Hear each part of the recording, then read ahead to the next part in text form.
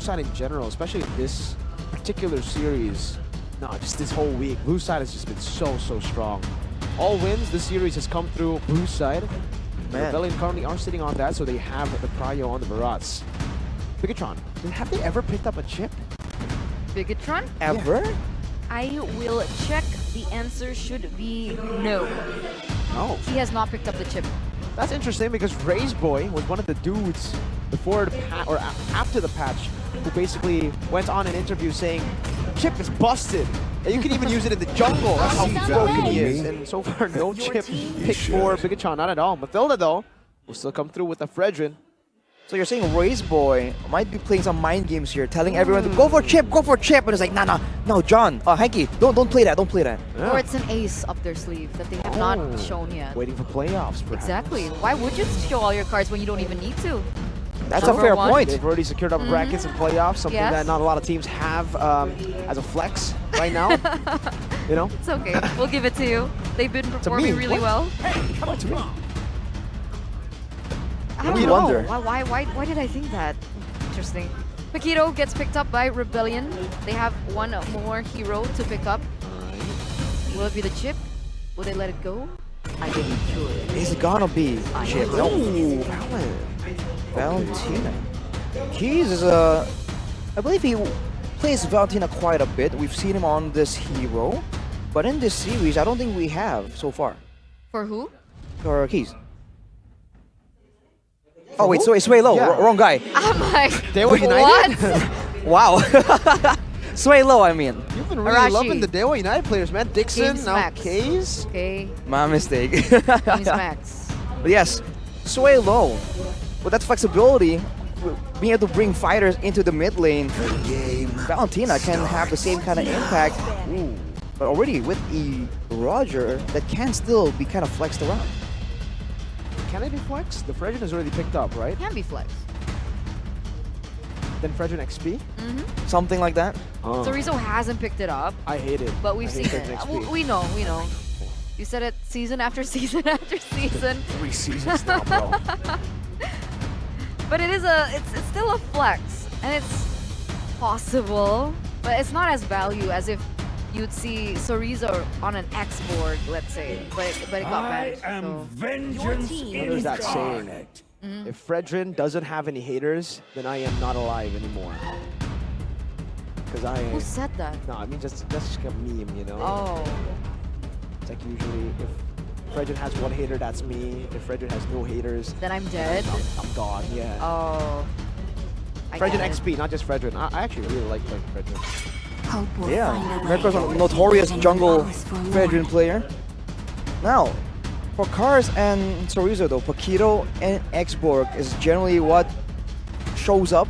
And with the EXP lane, we haven't seen a lot of crazy big moments, but there's no denying that this EXP lane is very critical to how successful the team can get.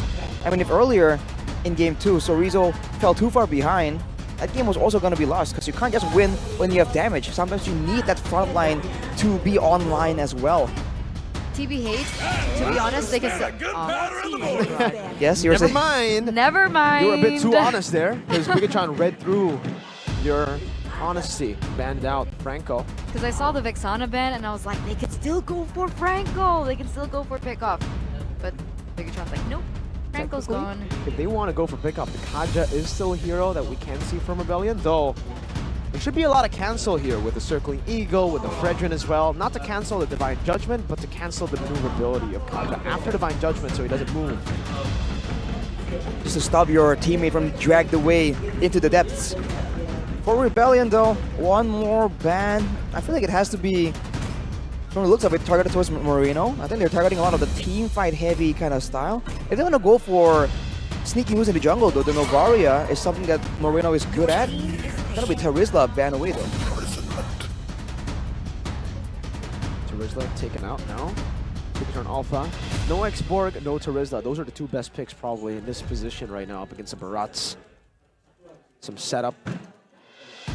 Arlet could be a choice to go for. What else would be a safe option to go for here for Chorizo? CC. It's not safe, but For the Barats, it's great, yeah. Oh, there you go. Eterna and CC, name a more iconic duo. Calling it twice so far. Do you play CC secretly? It's something between me and Cerezo, man. It's like Oh, you have that. the XP connection. Because I'm an EXP player. Are Sure, you? Yeah, I've seen you play XP. That's Maria crazy. XP, Valentina XP, Lily Chang'e XP. XP. All these options. But for Rebellion, with them batting so much like crowd control, heavy heroes, what are they planning here, right? Vexana, Terizla, Hanzo. Probably not. no way they'd pick up a Faramis here, right? Faramis, Valentina. Oh, and where would they put the Valentina? Drian played at Rome. Last time it was actually with Valentina, but I think it might be too risky here for Rebellion. It's not their style, really. Minotaur is very much their style. This is Audie's signature early on in the season. And a carry pick to end things now. Big question, will the XP Fredrin come through? You hear that sound of disgust? Yeah. Very audible through the mic for sure, Mirko. They need something beefy though. Rebellion banned out the Terizla, knowing that there is damage reduction built into his kit. This is gonna be, I think it's gonna be just a play for D to be able to free hit and allow him some security with ODTZ channeling the Minyu and Fury. That's gonna be a gourd once more for Bigatron though. They want that long distance, they want that burst ability. That was sweet. Yeah. Eman and Moreno, that connection, mid and gold. Oh, this is scary. What do you think about the compositions for both teams? I feel like Rebellion, once again, they're playing with their strong suit, right? They want to go for those short initiations, and when they can catch someone, they can delete someone. With a Paquito, with a carry, that's absolutely the case. For Bigatron, it's a lot more balanced as it has been in the past 2 games. And for now, I think only time will tell how the early game will play out and how that will influence the first fights. Because if Bigatron fall a bit too far behind, they still have the Mathilda to be a bit more crafty with these positionings. And now we're at the pinnacle of this best of 3 series. With the fate of so many teams in the hands of Rebellion's victory, everything hangs in the balance. Welcome to Mobile Legends. Welcome to game number 3, the decider game between the Blue Bulls and the Red Robots. The gatekeepers, the final hurdle that Rebellion need to overcome in week number 8. Looking at the emblems to begin with, Super Ken always seems to go for this concussive blast. He really wants to keep up in farming speed, and in the past few games, it really has been paying off. He's been keeping up with farm despite kind of being pressured in the early game. Vincent and the Barats though, I think they're gonna try and get him ahead right here, and maybe use that to try and initially get a bit of an edge, a bit of a lead, especially with the first neutral objective. Okay. Cerezo versus Cars here in the XP lane. Oh, starting some damage back. A few damage there. But Cerezo moves back now that Vincent has made his way to the bottom lane. There's less 1v1 prowess for Cerezo here, going with the Purify instead of the Vengeance. But that will mean that he's going to be a lot more maneuverable, and he can be a bit more freely moving whenever they're in a big team fight and there's a Minyu and Fury. He can ignore it with the Purify and go straight for D and try and zone him out of these big fights. That is a card, an option that Bigatron has to explore later on in the game. But Eman with the Master Assassin now trying to exert his dominance against D, who's going full firmness and tenacity. So no aggressive options at all, both just trying to get him a bit more tankiness in that lane. Also though, Cerezo with the Purify instead of the Vengeance this game. Over game 1. As we said, he won't be able to just walk in like that, and he won't be able to survive longer against D though if they do go for a bit of a 1v1. So he needs to be a bit careful and be more aware of the damage output. Although again, he can maneuver through from the Terrify, from the knockups that Cars or Vincent will try and apply to him. And it also gives him a layer of outplay against the Daytona's Welcome. Cars not level 4 just yet. King as well though. Naughty TZ has actually hit that level 4 power spike. Super Ken a level ahead of the Barats. Very interestingly, As now some damage comes down. Oh my goodness, Key got knocked out. A Mystic Gush comes in. Super Ken wins out the retreat battle just by dashing in. Now gets caught by the death of his welcome. And 3 members just lock onto him as Cars Zone Chorizo away. Super Ken in the midst of it all. And a Bracer Wrath finds one. He gets caught in the Mystic Gush and the Flicker as well, but somehow Super Ken is still alive. Man is tenacious, but finally RBL will flicker forwards to take him down with Cars. They had to commit so much just to get Super Ken down. But in the end of the day, Bigatron Alpha hold control over the first neutral objective in that turtle. And Rebellion are able to trade it off with that kill. Audience prediction shows that 69% of the audience does support the red robots, but Moreno very early on with the ultimate. Can get out with the guiding win, but man, Super Ken, so tanky so early on in the game with the sustainability. Even though he went for the concussive blast, he did not have a Brave Smite or an Impure Rage or anything of that nature to help him out right there. But that's still gonna be Bigatron kind of still equalizing, despite the fact that some of these moments really seem to be siding with Rebellion. That retribution from Super Ken just keeps them in contention in these early game fights every single match. I'm such a big fan of Cars whenever he plays the Paquito, especially when he goes full damage, lethal ignition, right? It reminds me of Iran, actually. We were used to seeing that from him, and Cars has gained that confidence now to actually just go all out, even with his build. Oh, Mystic Gush on the Swaylo, who's stolen a Circling Eagle. They'll be able to survive, but Super Ken is just actually invading the Barats. Wow. Playing very aggressive here, and it looks like so far, RBL and Swaylo, they don't really have much to say about it, especially seeing that Swaylo was caught quite low earlier on with the capitalization of Moreno with his Mystic Gush. But here it is once again. The turtle is going to be spawning in the Land of Dawn. There's some damage being traded in between both of these gold laners, but for the most part, it looks like things are equal in EXP. Super Ken and Vincent, the commitment. With the Circling Eagle too. Oh, Swaylo has also already popped the Circling Eagle, cancels it now. Super Ken with a jump forward and a taunt as well. Now looking for the retreat, and it's going to be Vincent this time who wins it around. That's his welcome on the Chorizo, who cannot use the Purify. My goodness, the damage comes down with the Abraser's Wrath as well. Super Ken turns it around. Cars gets one shot in to take Chorizo down, and now Swaylo. He has the Flicker. He should still be safe, and he does get out. Bigatron always one step ahead right there, but Rebellion finally equalizing in the neutral objective take. Vincent actually winning out for once against Super Ken, the man who has a reputation. And part of why Bigatron is just so good at setting up like this is the fact that Moreno can clear the mid lane so effortlessly with this Gourd. Already in the Enchanted Talisman, he's spamming out all those spells again and again, and he has true damage built into his kit. Unlike Swaylo, who's forced to go with the Necklace of Durance to try and slow down the regeneration, the shielding coming in from Bigatron, and that means he can't really spam out the mana as reliably. He's going with the Quantum Charge as well, so no real benefit, no real bonus mana regeneration. So he's forced to try and be a bit more economical with his spell usage, and Bigatron are absolutely abusing it. Meanwhile, in the mid lane, you can see that pressure coming through from Bigatron, hoping to gain some momentum, a pick off perhaps in this mid lane. Unable to find it, goes for the clear instead, and they walk towards this top lane. D and Amon, we've seen the gold. The disparity is so small that maybe they want to give Amon a bit of an advantage, but up till this point, they still haven't. Rebellion looking like they want to go for the exact same thing. Vincent and RBL already roaming towards his top side. Amon seems to feel like something was up, so he will be able to get out of it. Looking at some of the items, by the way, Super Ken has a Brute Force Breastplate, so he is absolutely valuing his maneuverability in these fights. Still going, wow, going there 2v3 technically? I wonder if that's a bit of a mind game. Kind of pretend like backup was in the area, even though they're really not.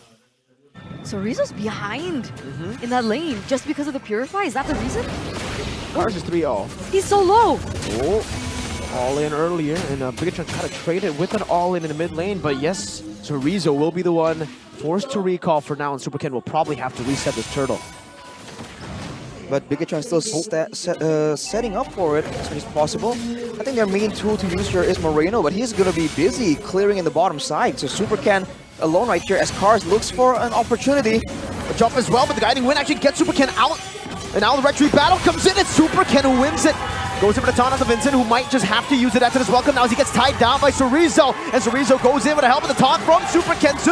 In the mid lane, and Mon just dives in deep. And Vincent as well will fall to Chorizo. Audie's next in the chopping block as they go for the dive. And Chorizo picks up the double. A Purify out. Ken with an attempted taunt in the mid lane. Tier 1 falling, traded out for the Tier 1 up top. Massive win for Bigatron, but losing a turret on the top side, leaving D to his own devices. It's almost like they feel like they have enough assurances to shut down the carry in the big team fight. They are focusing everything to go for these neutral objectives, and they haven't really been funneling a lot of these ganks, a lot of this damage and spells to that gold lane, leaving Eman to just kind of solo pressure. And that's going to be something that they have to try and keep in mind here, because again, Rebellion, they're going for a lot of these fights, but technically they're still waiting on their main damage dealer, who can still do true damage as well. Bonk. Wow. That's a lot of sustain coming through from Super Ken. Over and over, he's been able to turn these team fights around, and now he actually uses his retribution there. Super aggressive for Super Ken. It's in the name. Now, onto Vincent. He goes Mystic Gush as well. Oh, Vincent caught in the bad spot. Now ran down by Iman but they don't decide to commit. They just go for the Tier 2. That's free up top. Super Ken seems like he just doesn't want to stop. He just keeps on going, poking Rebellion every chance he gets. He's hungry. And for Bigatron, I think this is where they want to be aggressive as well, because Super Key has the Flash of the Oasis, and meanwhile, Audi does not. And that might be due to the fact that he actually went with the Bargain Hunter on that Mathilda, so he is going to get his items a lot faster, and that might be a power spike that Bigatron are trying to take advantage of. Great turret down below, now taken by Bigatron Alpha. Good timing for them. The Lord has just spawned in the game here in the 9th minute. And Bigatron take control. Chorizo, wow. Just jumping forward, trying to poke them down. Vincent now also trying to bait out that death in his welcome, and Chorizo has that Purify. Look at the rest of Bigatron Alpha already corralling over the turtle. Mystic Gush! Oh, Detona's welcome has been used up to escape. And now Cars almost finds the assassination. What the heck? Eman with the assassination too! Now onto D, he goes. Might just be the revenge that he wants. He dives in back, and Chorizo, oh my god! The combo is together from the side laners as Eman is very low. Now one last shot should do it. Auditizi collects a shutdown. Bigatron collect the Lord. Wow. Whoa, wait, hold on just a minute, okay? So many things happen at that entire sequence that I don't really know where to start, but I do want to start with Audi TZ. That knockup got him a double kill under the turret, but wait a minute. Cars gets shut down by the laser, and the recalls come through from Key. Just like that, no control left for Rebellion. They were the ones with all the AoE. They thought that they can protect their backline, but right there, no one is safe when Aman is on the hunt. Not an assassin, yet acting like one, just showing up right there, even diving, going toe-to-toe against D with the help of Chorizo earlier. But yes, diving a Minotaur already shows why that's a bad idea. But overall, the fact that they were able to get so many things, including the neutral objective there, is absolutely value for the side of Bigatron. And look at the difference in gold, especially in the mid lane. Vincent? Chunk to half already, and Eman is going on in the Circling Eagle as well. Vincent, no death to his welcome. And they go on the sway low, gets locked down by the taunt as well. But Super Ken is caught in no man's land as Minute Fury comes out, but no one gets knocked up. Bigatron slowly but surely trying to utilize these waves, but it's only just the First Lord, and it's a good defense by Rebellion. But Moreno is already dealing so much damage, and you're right, that gold disparity is insane. 2,000 already, Eman, he's snowballing, and now he is just flying into the base of the Blue Bulls, and these waves are still crashing. They're looking to find more value. Knockout strike to bring Super Ken under the turret, but Eman just eats up that turret. They're able to siege it down really well. Backing away now, utilizing the advantages that they have to wipe the jungle of any creeps to take it away from Rebellion. Bigatron just playing to their strength so well here. Mobility is the name of the game, man. Everyone on the team can be so mobile except for Moreno. And even then, he has the benefit of the Guiding Wind. And if you look at his itemization, he went for the Ice Cream's wand. So now, Rebellion trying to walk through the Mystic Gush, the Mystic Projectile, Mystic Fields. They're just even slower in trying to catch off the members of Bigatron. And he knows that they don't require He knows he doesn't require the glowing one right here. He's not trying to poke, he's trying to burst down these big members. So he goes for more damage, and he goes for the Blood Wings as an option, knowing that Cars is always on the hunt, looking for him in every single team fight. But again, the gold disparity. He's 2K plus gold ahead from Sway Low. 103. The KDA doesn't reflect how much he's doing for his team. We saw on the damage dealt charts that he was #1 above everyone else, above Aman. And we've seen Vincent even struggling. And he's the one who's supposed to be able to take this damage, and yet he's unable to at all. It's a problem when they go in for the neutral objective takes, and it should be a problem here. With them knowing this, what's the plan from Rebellion? Oh my Cars! God! The Red Raider! Just taking Cars out now, a desperate attempt. That's Rizzo's life. So Rizzo will fall. That's an XP traded for the XP, but look at Super Ken already. Up top, taking the Lord. My goodness, what happened there in the bottom lane? Now you see him, now you don't. Aman, what? Stop! You're a monster! 4-1-1 KDA so far. They literally started with almost a 0 gold deficit, and now it's 2K plus. I think Cars just got a bit too overconfident, knowing that in general, this should be where the marksmen are scared for their lives. Cars has a Sea Halberd, Hunter Strike, and the Malefic Roar, so he can have burst damage. But Eman himself is at a full inventory slot, and he's going for this huge damage build with the Corrosion side, the Demon Hunter Sword, the Golden Staff, Malefic Roar, and the Endless Battle. So he has a bit of true damage, a bit of burst as well, and he just keeps going for plays like that. That's super crazy, and now you can see that the red robots are taking absolute control over everything. Moreno just dealing out the skills, being able to zone Rebellion away. But here it is, the siege coming through. Another fight in the bottom lane. What happened to Cars again? Cars always just assassinated before the team fight even happens. Bigatron Alpha this time looking to go and siege it down with the Lord. Base wide open. Vincent, no, tied up. Forcing his welcome is actually cancelled. Can be used up in his fury now into the back line, but look at the guiding wind that helps him to escape. Key with a 2-man knockup. Super Ken with a taunt. D still there. Now looking to clear out the waves. Mystic Gush by Moreno onto Vincent as Eman looks pretty executed in the back with D. Still able to escape for now, Eman. Slowly but surely going into Rizzo, dashing forward as well. The base is wide open. What, they just go for it. Bigatron Alpha have reverse swept Rebellion Esports. The gatekeepers of the Blue Bulls are able to defend again. A 2-1 comeback from the Red Robots. This does not mean